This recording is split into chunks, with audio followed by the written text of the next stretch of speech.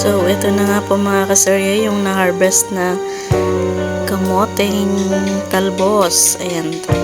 So, i-cut and then hugasan natin ito ng mabuti mga kasarya para naman matanggal yung mga mikrobyo sa ating talbos ng kamote. Para bago natin maluto ay malinis na. So, ayan. Hugas-hugas nga po ng ilang beses ko po yan hinugasan para malinis siya. So, eto na nga mga kasarye at linis ko na ang ating talbos ng kamote. Ayan na siya. Ready to cook na mga kasarye. Ayan din yung bataw na kasama sa pag-harvest. Ayan, konti lang yan pero solve to solve na yung ating breakfast. So, eto na rin. Hinimay ko na yung natirang pritong isda mga kasarye para hindi masayang. So, ito na mga kasarye yung ating bawang, sibuyas at kamatis. So, puti muna yung ating sibuyas dyan mga kasarye kasi mag 300 na yung kilo. So, dito muna tayo sa 80 kilos. 80 per kilo ang ating white onions.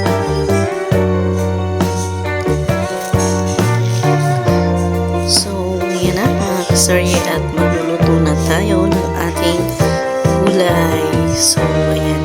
Ilagay na nga po ako ng mantika. Saute na nga po natin yung ating garlic mga kasarye. And then, sunod na natin yung ating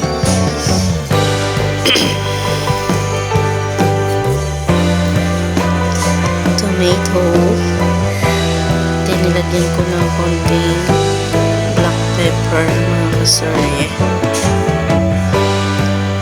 Then, next natin yung ating onions. Ayan. Sutihin natin silang lahat para magka-aroma yung ating niluluto. Ay nako! Voice over nga para iwas ingay.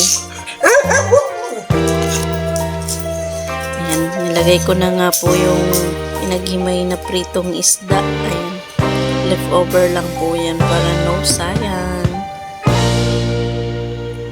Sinabay ko na sila dyan para medyo lumambot yung ating prito kasi syempre leftover na yan kaya medyo matigas na.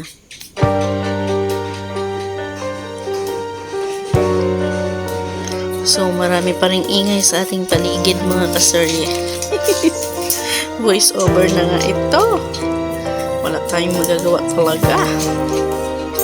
Wala tayong studio.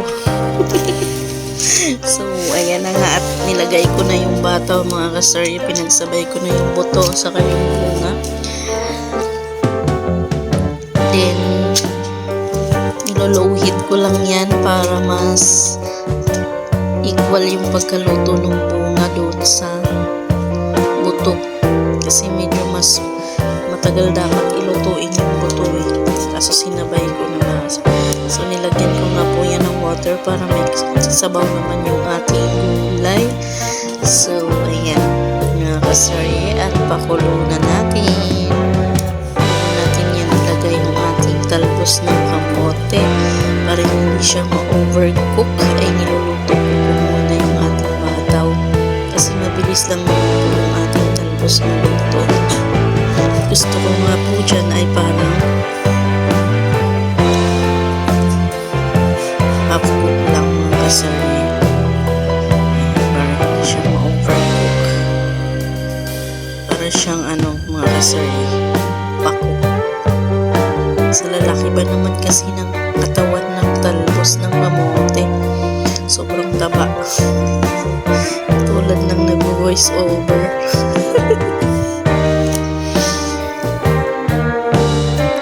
So, ito na nga po mga kasarye at luto na yung ating gulay.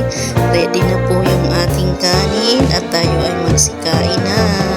Ayan, nilagyan ko po siya ng kalamansi juice para po bago ko po patayin yung ating fire. And then, hinalo na at kainan na tayo mga kasarye dahil luto na po ang ating gulay.